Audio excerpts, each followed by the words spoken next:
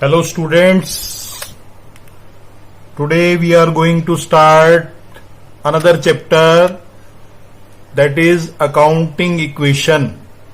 Accounting equation का chapter हम start कर रहे हैं. इसे स्टार्ट करने से पहले हमें दो तीन टर्म्स जो है वो अच्छे से क्लियर होनी चाहिए. पहली बात तो अकाउंटिंग इक्वेशन जो है that is asset is equal to liability plus capital.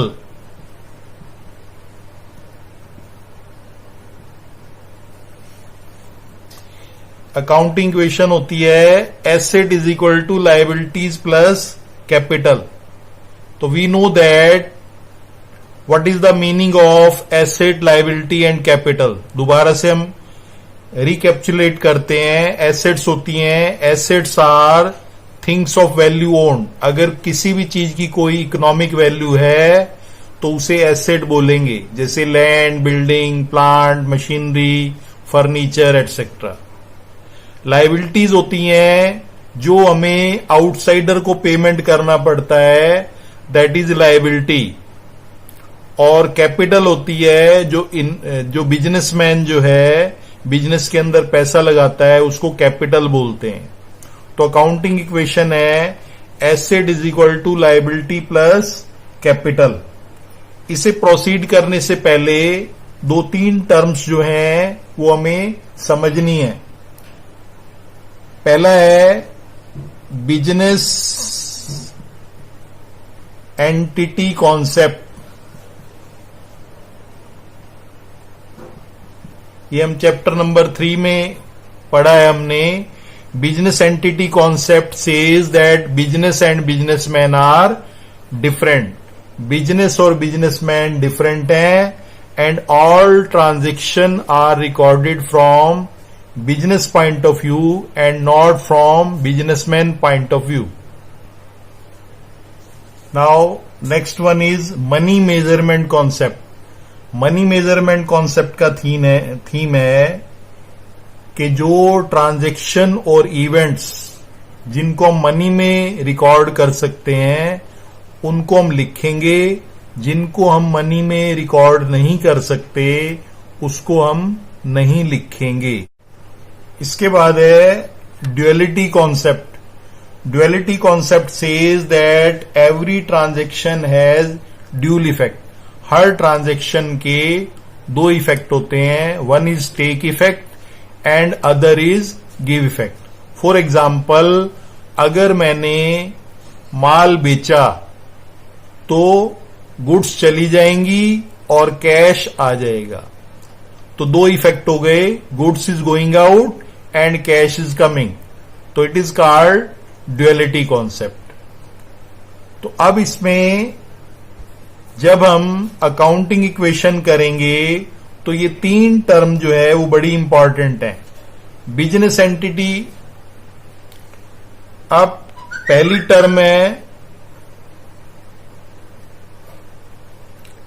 Term बताई business entity concept. Business and businessman different हैं. इट मींस बिजनेस अलग माना जाएगा और बिजनेसमैन अलग माना जाएगा. उसके all transaction will be recorded from business point of view and not from businessman point of view. Money measurement concept है कि ट्रांजैक्शन और इवेंट्स जिनको हम मनी में डिनोट कर सकते हैं उनको हम बुक में लिखेंगे, अदरवाइज उसको रिकॉर्ड नहीं करेंगे. और ड्यूअलिटी कॉन्सेप्ट का मतलब है कि हर ट्रांजैक्शन के दो इफेक्ट होते हैं. One is take effect and other is give effect. इन्हीं कॉन्सेप्ट के बेस पर हमारा जो ये चैप्टर है अकाउंटिंग इक्वेशन वो चलेगा. Asset is equal to liability plus capital. It is the accounting equation.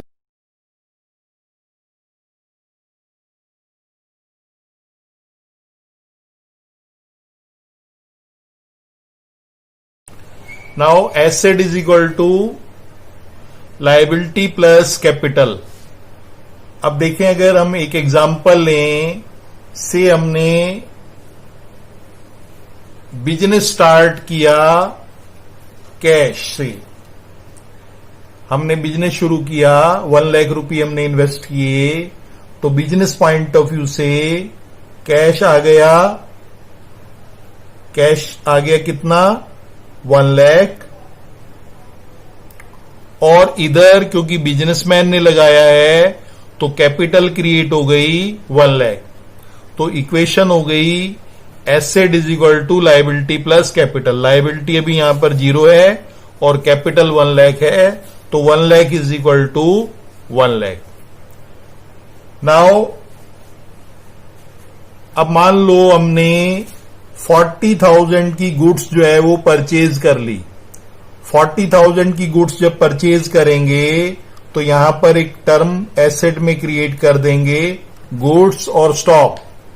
40,000 की गुड्स आने पर क्या इफेक्ट पड़ेगा? गुड्स तो आ रही हैं तो 40,000 यहां पर प्लस हो जाएगा, और कैश इज गोइंग आउट तो कैश यहां पर हम माइनस कर देंगे। तो नई इक्वेशन जो बन जाएगी वो हो जाएगी new equation 60,000 plus 40,000 is equal to 0 plus 1 lakh. 60,000 plus 40,000, 60 cash बच गया, 40 की गुड्स हो गई, ये 1 लाख हो गया asset side. Liability outside liability 0 और कैपिटल इज 1 लाख। नाउ से हमने 15,000 की जो गुड्स हैं वो क्रेडिट पे परचेज की। अगर हम गुड्स क्रेडिट परचेज करेंगे तो गुड्स में तो 15,000 ऐड हो जाएगा। अब क्योंकि ये क्रेडिट परचेज किया है तो कैश हमारे पास से नहीं गया, लेकिन यहां पर लायबिलिटी क्रिएट हो गई क्योंकि आपको 15,000 फ्यूचर में पे करने पड़ेंगे, तो लायबिलिटी क्रिएट हो जाएगी। अब इसके बाद नई इक्वेशन बन जाएगी, न्यू इक्वेशन। अब न्यू इक्वेशन जो बन जाएगी 60,000 plus 55,000 is equal to 15,000 plus 1 lakh. 60,000 cash हो गया, 55 की गुड्स हो गई, ये टोटल हो गया 1,15,000 is equal to 15,000 is our outside liability and 1 lakh is capital. तो at every stage accounting equation will tally. Asset side का टोटल भी 1,15,000 है और लायबिलिटी साइड का टोटल भी 1,50,000 है। इस तरह से हमारी अकाउंटिंग इक्वेशन जो है वो हर स्टेज पर टैली करेगी। अब इसके बाद हम इसके कुछ बेसिक रूल्स स्टडी करेंगे। अकाउंटिंग इक्वेशन के अगर हम रूल्स जो हैं लॉजिकली अंडरस्टूड कर लेते हैं तो ये चैप्टर हमारे लिए इजी हो जाएगा, हम उसको इजीली अंडरस्टैंड कर पाएंगे। अब मैं कुछ बेसिक रूल्स जो हैं वो इसके लिख रहा हूं। पहला है स्टार्टेड, अभी एक करके लिखना है। से first is started business with cash. अगर हम बिजनेस करेंगे तो क्या इफेक्ट पड़ेगा अकाउंटिंग इक्वेशन में? देखो, अगर हम बिजनेस स्टार्ट करते हैं कैश से तो पहला इफेक्ट पड़ेगा कैश प्लस होगा, से started business with cash ₹1 lakh, तो इसमें कैश प्लस हो जाएगा 1 लाख। और दूसरा इफेक्ट होगा कैपिटल में भी प्लस करेंगे, that is 1 lakh. Cash plus करेंगे 1 लाख और कैपिटल प्लस करेंगे 1 lakh. Is goods for cash. अगर हम गुड्स खरीदते हैं तो देखिए क्या इफेक्ट पड़ेगा। अगर हम गुड्स खरीदते हैं कैश तो कैश हमारा माइनस हो जाएगा क्योंकि कैश जा रहा है, और क्या आ रहा है हमारे पास, गुड्स आ रहा है, गुड्स में प्लस हो जाएगा। ये दोनों एसेट साइड में ही प्लस माइनस होंगे, कैश माइनस हो जाएगा और गुड्स में हम प्लस कर देंगे। Now third is purchase goods on credit. अगर हम गुड्स जो है वो क्रेडिट परचेज करते हैं तो देखिए इसका इक्वेशन का क्या इफेक्ट पड़ेगा इस ट्रांजैक्शन का। अगर हम गुड्स खरीद रहे हैं उधार तो गुड्स तो आ रही हैं तो गुड्स में प्लस कर देंगे।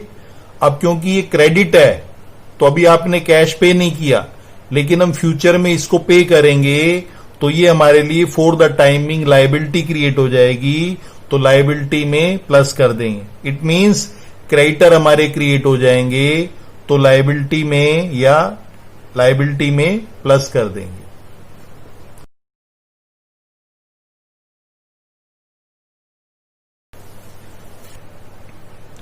Now next is sold goods for cash at profit.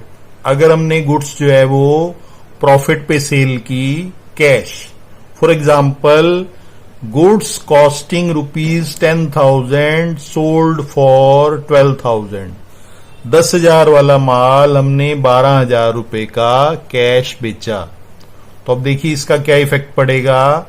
Stock कितने का चला गया, 10,000 का स्टॉक या गुड्स कह सकते हैं, तो इसमें से 10,000 माइनस कर देंगे क्योंकि वो 12,000 का बेचा तो कैश में कितना प्लस हो जाएगा, 12,000।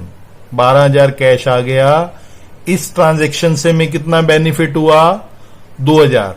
तो बेनिफिट होगा तो कैपिटल हमारी इंक्रीज हो जाती है, और अगर लॉस होगा तो कैपिटल डिक्रीज हो जाती है।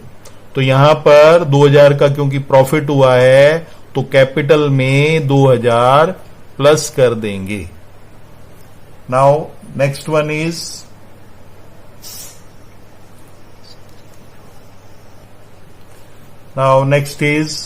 Sold goods on credit at profit. हमने गुड्स जो है वो उधार बेचा प्रॉफिट के ऊपर। देखिए सेम एग्जांपल है लेकिन यहां पर क्रेडिट है।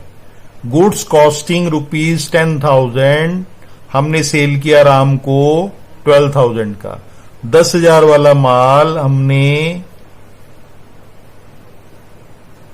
राम को 12,000 रुपए का बेचा। तो यहां पर स्टॉक हमारा चला गया 10,000 का, स्टॉक में से 10,000 माइनस करेंगे क्योंकि ये क्रेडिट है तो यहां पर हमारा कैश नहीं आया, लेकिन राम हमारा डेटर बन गया। तो एसेट साइड में एक टर्म क्रिएट करेंगे डेटर, उसमें हम कितना प्लस करेंगे, 12,000। और इस ट्रांजैक्शन से हमें कितना बेनिफिट हुआ, 2,000। तो कैपिटल में हम 2,000 रुपए ऐड करेंगे। Next is sold goods for cash at loss. For example goods costing ₹8,000 sold for ₹7,000। हमने 8,000 वाला माल 7,000 रुपए का सेल कर दिया। तो क्या इफेक्ट पड़ेगा, स्टॉक हमारा चला जाएगा कितने का, 8,000 का। स्टॉक में से 8,000 रुपए माइनस करेंगे। कैश हमारे पास कितना आएगा, 7,000, क्योंकि 7,000 का बेचा है तो कैश में हम ऐड करेंगे 7,000। और इस ट्रांजैक्शन से हमें लॉस होगा 1,000 रुपए का, तो कैपिटल में हम माइनस करेंगे 1,000। Now next is sold goods on credit at loss. For example, sold goods costing 8,000 for 7,000 to Y. हमने 8,000 वाला माल Y को 7,000 रुपए का बेचा। तो देखिए यहां पर स्टॉक हमारे पास से जाएगा 8,000, तो स्टॉक में से माइनस करेंगे 8,000 क्योंकि ये उधार बेचा है तो यहां पर एसेट में एक टर्म क्रिएट होगी, दैट इज डेटर। डेटर में हम प्लस करेंगे 7,000 और इस ट्रांजेक्शन से हमें 1,000 का लॉस होगा, तो कैपिटल में 1,000 रुपए हम माइनस कर देंगे। अब नेक्स्ट है, से हमने कोई एक्सपेंस पे किया, एक्सपेंस पे किया, से रेंट है, सैलरी है, कोई भी अगर हम एक्सपेंस पे करेंगे तो यहां पर कैश माइनस होगा क्योंकि हमने एक्सपेंस पे किया, और एक्सपेंस हमारे लिए क्या है, नुकसान है, तो कैपिटल में से माइनस करेंगे। नेक्स्ट है आउटस्टैंडिंग एक्सपेंसेस। आउटस्टैंडिंग एक्सपेंस का मतलब होता है जो एक्सपेंस हमने पे करना, अभी पे नहीं किया, पे करना है। Now next item is outstanding expenses. Outstanding expense का मतलब होता है जो एक्सपेंस हमने अभी पे करने हैं, पे नहीं किए, तो इसमें लायबिलिटी प्लस हो जाएगी क्योंकि ये आपकी लायबिलिटी है, आपको फ्यूचर में पे करना है, और क्योंकि हमारा लॉस है तो कैपिटल में हम माइनस करेंगे। नेक्स्ट है प्रीपेड एक्सपेंसेस। प्रीपेड एक्सपेंस का मतलब होता है जो एक्सपेंसेस हमने एडवांस में पे कर दी और जिसके लिए हमने सर्विसेज नहीं ली, उसको बोलेंगे प्रीपेड एक्सपेंसेस। तो इसमें हम कैश में माइनस करेंगे क्योंकि पैसा जा रहा है, और एसेट साइड में एक हेडिंग क्रिएट करेंगे प्रीपेड एक्सपेंसेस, क्योंकि आपकी एसेट है, you can take it back. जैसे अगर हमने प्रीपेड रेंट किया तो कैश माइनस हो जाएगा और यहां हेडिंग बन जाएगा प्रीपेड रेंट का। नेक्स्ट है इनकम रिसीव्ड। इनकम रिसीव्ड, अगर हमें कोई भी इनकम मिली है, that is income received. Income received में क्या होगा, कैश हमारे पास आ रहा है तो कैश में प्लस हो जाएगा, और इनकम होने से हमारी कैपिटल इंक्रीज हो जाएगी, तो कैपिटल में हम क्या कर देंगे, प्लस कर देंगे, कैपिटल प्लस कर देंगे और कैश में भी प्लस करेंगे। Next is accrued income. Accrued income होती है जो इनकम हमने अर्न कर ली लेकिन अगर हमें अभी वो रिसीव नहीं हुई तो दैट इज एक्रूड इनकम। तो एक्रूड इनकम में एसेट साइड में एक हेडिंग बनेगा एक्रूड इनकम का। एक्रूड इनकम प्लस करेंगे because it is your asset, you will receive, और कैपिटल में प्लस करेंगे क्योंकि इससे आपकी कैपिटल इंक्रीज होगी। Next item is income received in advance. अगर हमें इनकम एडवांस रिसीव होती है तो क्या करेंगे, कैश में प्लस होगा क्योंकि कैश हमारे पास आ रहा है, और लायबिलिटी प्लस होगी। व्हाई इट इज लायबिलिटी, क्योंकि जो इनकम एडवांस मिली है वो हमारी इनकम नहीं है, ये हमें वापस भी देनी पड़ सकती है, तो ये हमारी लायबिलिटी में प्लस होगा। Next item is received security deposit from tenant. Received security deposit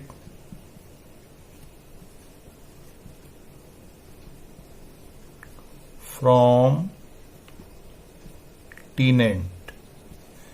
tenant होता है हमारा किराएदार, उससे हमें सिक्योरिटी डिपॉजिट मिला यानी एडवांस मिला, तो एक तो इसमें कैश प्लस करेंगे क्योंकि कैश रिसीव हो रहा है, और secondly it is our liability. Liability इसलिए है क्योंकि जब वो किराएदार मकान या दुकान छोड़कर जाएगा तो जो उसका सिक्योरिटी अमाउंट है वो हमें वापस देना पड़ेगा, तो it is our liability, it is not our income. Next item is depreciation. Depreciation मैंने आपको बताया था, डेप्रीशिएशन होता है fall in the value of asset. अगर किसी एसेट की वैल्यू डाउन होती है तो उसको डेप्रीशिएशन बोलेंगे। तो इसमें एक तो ये एसेट में माइनस हो जाएगा क्योंकि उसकी वैल्यू डाउन हो जाएगी, और इट इज योर लॉस, तो कैपिटल में से इसको माइनस करेंगे। Next one is bad debts. Bad debts होता है जो पैसा हमारा डूब गया, उसको बोलेंगे बैड डेब्ट्स। बैड डेब्ट्स में जो पैसा हमारा डूब गया उसको बैड डेब्ट्स बोलते हैं। तो फर्स्ट इज डेटर में से माइनस करेंगे क्योंकि वो पैसा नहीं आएगा तो हमारे डेटर कम हो जाएंगे, और क्योंकि ये नुकसान हो गया तो कैपिटल में भी माइनस करेंगे। Next one is bad debts recovered. Bad debts recovered होता है जो पैसा हमारा पहले डूब गया था वो अब हमें वापस मिल रहा है। तो इसमें क्या इफेक्ट पड़ेगा, क्योंकि पैसा आ रहा है तो कैश में हम प्लस करेंगे और ये हमें बेनिफिट है तो इसको कैपिटल में प्लस किया जाएगा। Next is goods given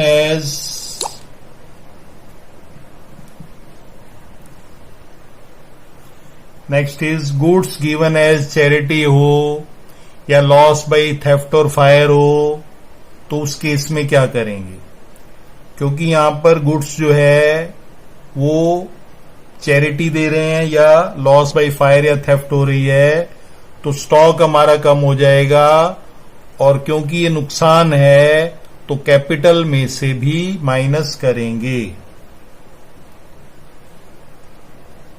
next है goods taken by proprietor for personal use.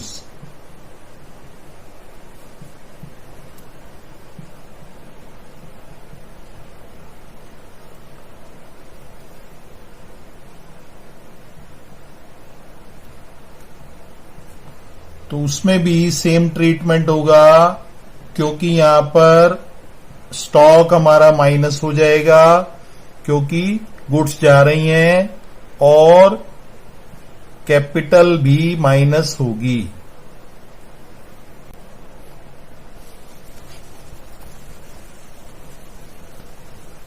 Next one is cash taken by proprietor for personal use.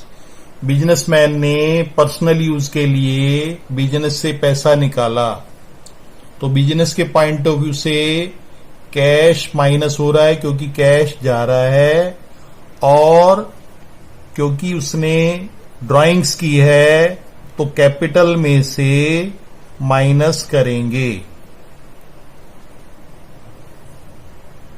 Next है एडिशनल कैपिटल इंट्रोड्यूस।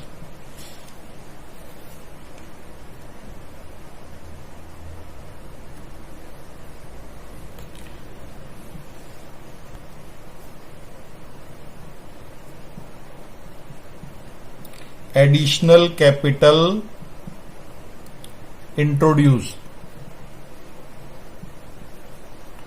अगर वो एडिशनल कैपिटल आता है तो उस केस में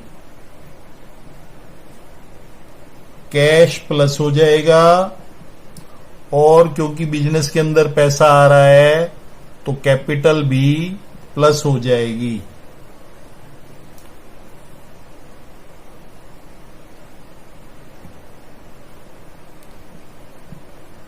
नेक्स्ट वन इज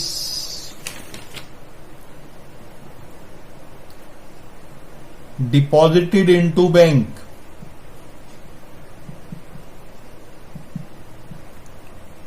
अगर हम बैंक में पैसे जमा करवाते हैं तो उसका क्या इफेक्ट होगा, बैंक में पैसा जमा कराने पर कैश हमारा माइनस हो जाएगा, और एसेट साइड में एक हेडिंग बनेगी बैंक बैलेंस, तो बैंक बैलेंस हमारा प्लस हो जाएगा. It is deposited into bank. Then drawn from bank, bank से निकाले बिजनेस पर्पज के लिए, तो कैश बिजनेस में आ जाएगा. कैश में हम प्लस करेंगे और बैंक में माइनस करेंगे क्योंकि बैंक से पैसा निकल गया. नेक्स्ट है drawn from bank for personal use. Personal use के लिए बैंक से अगर पैसा निकाला जाएगा तो बैंक में माइनस हो जाएगा और कैपिटल में माइनस करेंगे.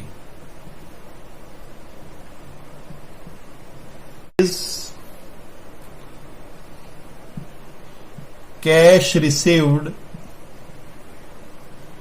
And discount allowed.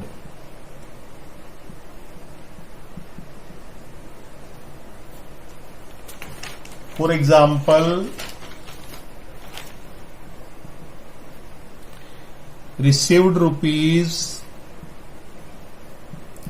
9,700 from our debtor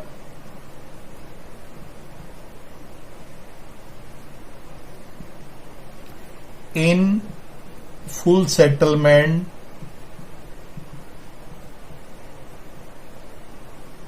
against a debt of rupees 10,000. अगर हमें हमारे कस्टमर से 10,000 रुपए लेने हैं और उससे हमने 9,700 ले लिए फुल सेटलमेंट में, तो क्या ट्रीटमेंट करेंगे? देखो यहां पर हमारे कस्टमर से 10,000 के बदले कितना हम रिसीव कर रहे हैं उससे 9,700. तो कैश में प्लस करेंगे 9,700. उस कस्टमर ने क्योंकि 10,000 के अगेंस्ट दिया है तो उस कस्टमर का बैलेंस कितना माइनस होगा? 10,000. तो डेटर में से माइनस करेंगे 10,000. और इस ट्रांजैक्शन में हमें कितना लॉस हो गया? 300 रुपए, क्योंकि 10,000 के बदले हमें 9,700 मिले. तो कैपिटल में से 300 माइनस करेंगे.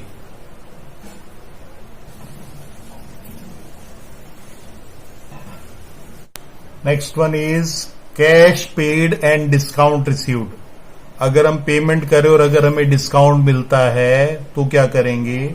For example paid rupees 4,800 to our supplier against a डेप्ट of rupees 5,000 in full settlement.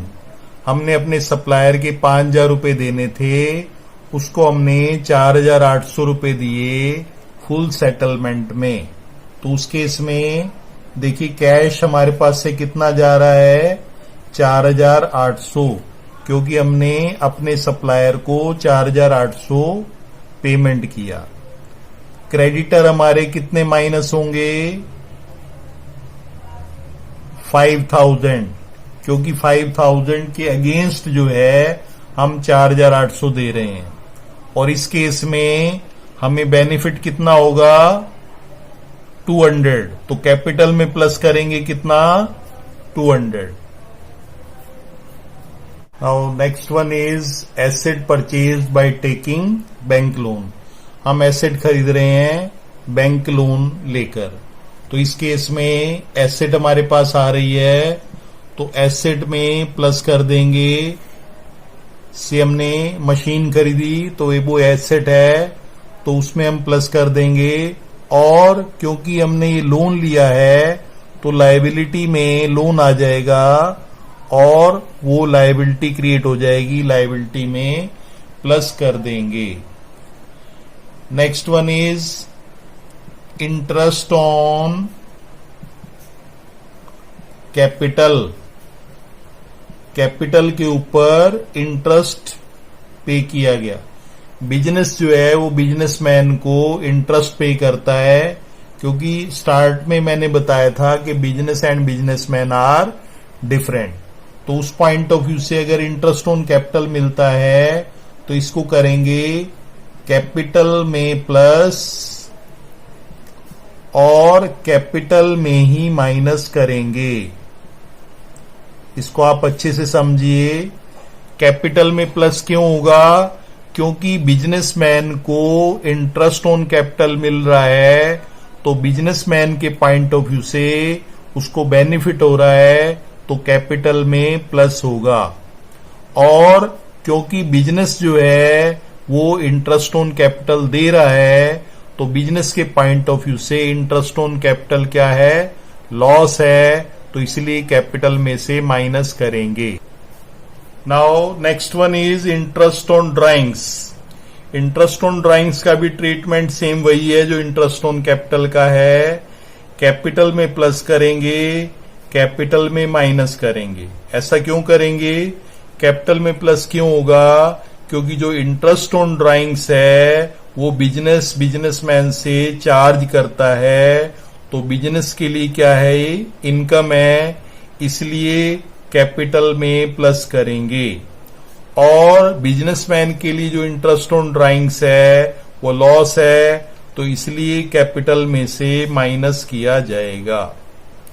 तो these are the main basic formulas for interest on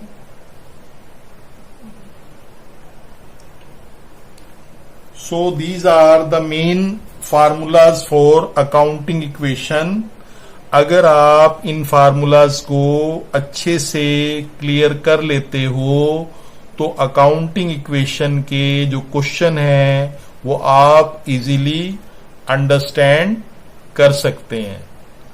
तो ये वीडियो आपको पसंद आई होगी और आप इसको सब्सक्राइब करें। और अगर आपको ये वीडियो डेफिनेटली पसंद आई होगी तो आप इस वीडियो को लाइक करें और चैनल को सब्सक्राइब करें और अपने जो फ्रेंड सर्कल हैं उसके साथ इसको मैक्सिमम शेयर करें ताकि सबको इसका बेनिफिट मिल सके।